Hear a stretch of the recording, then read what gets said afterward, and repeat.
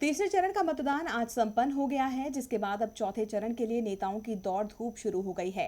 इसी के मद्देनजर प्रधानमंत्री नरेंद्र मोदी आज ओडिशा और पश्चिम बंगाल पहुंचे, जहां उन्होंने ताबड़तोड़ रैलियां कर कांग्रेस पर हमला बोला, साथ ही राज्य सरकारों पर भी प्रहार किया। पश्चिम बंगाल और ओडिशा ये दो ऐसे राज्य हैं जिनसे बीजेपी को काफी उम्मीदें हैं। बंगाल की 42 और ओडिशा की 21 सीटों को मिला दिया जाए तो ये बनती हैं 63 सीटें। 2014 में बीजेपी को यहाँ से सिर्फ 3 सीटें ही मिली थीं।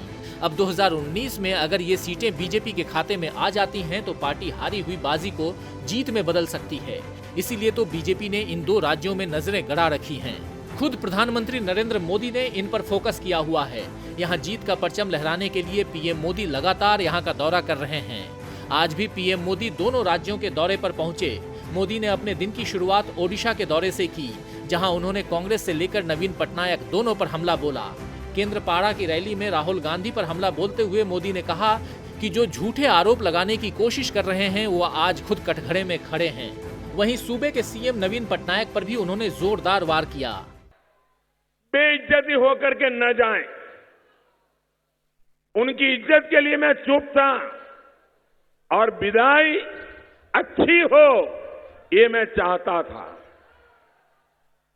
लेकिन पिछले 10-12 दिन में जिस प्रकार से बंगाल की तरह हिंसा का सहारा लिया गया है और उनके कुछ मुट्ठी भर अफसरों ने इस खेल को खेलने में आंखों पे पटरी बांध के रखी है, तब मैं आज जब इस चुनाव नतीजे में आखिरी दिन आया हूं, चुनाव के आखिरी दौर पे आया हूं, तो मैं उनको कहना चाहता हूं, नवीन बाबू आप जा रहे हो, आपका जाना तय है।